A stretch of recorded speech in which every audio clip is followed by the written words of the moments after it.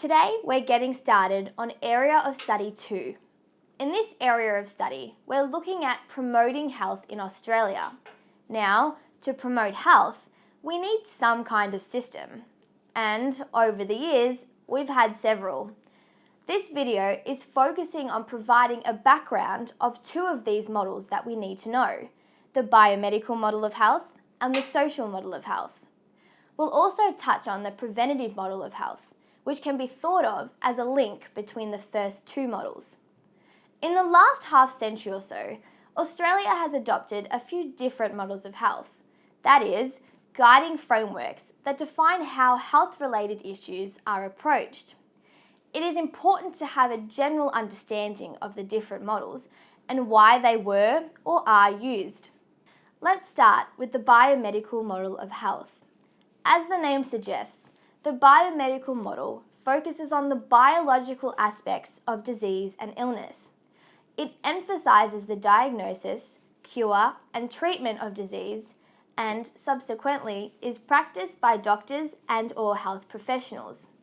In Australia, the biomedical model was adopted in the late 1870s and led to great improvements in survival rates. As medicinal technology improved and more emphasis was placed on the diagnosis, cure, and treatment of disease, people became healthier. There was less risk of, for example, dying from an infectious disease. Examples of the biomedical model today include X-ray, chemotherapy, and blood tests. A few decades later, the preventative model of health came into popularity. It was based on the understanding that health could also be improved in a proactive rather than reactive manner.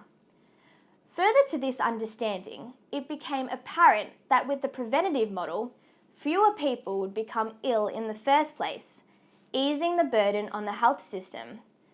But the preventative model also had problems. It seemed to blame those who did become sick, regardless of whether or not they could have prevented their condition, and it failed to address the underlying reasons for unhealthy behaviours occurring. That is, it didn't seem particularly sustainable. The model that Australia presently adopts and has used since the 1970s is the social model of health. The social model of health addresses more determinants of health than its predecessors. Indeed, it is a conceptual framework in which improvements in health and well-being are made by directing effort toward the social, economic, and environmental determinants of health.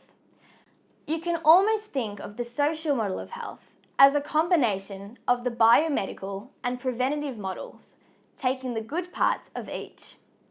For the purpose of this course, you will only need to know the biomedical model and the social model in any real sort of depth.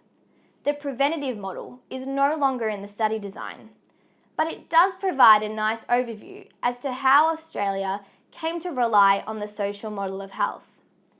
In the following videos, we will look at the biomedical model of health and the social model of health in greater detail. In no time at all, you'll be able to tackle all of those tricky questions on health promotion that may seem daunting now. Good luck and thanks for watching.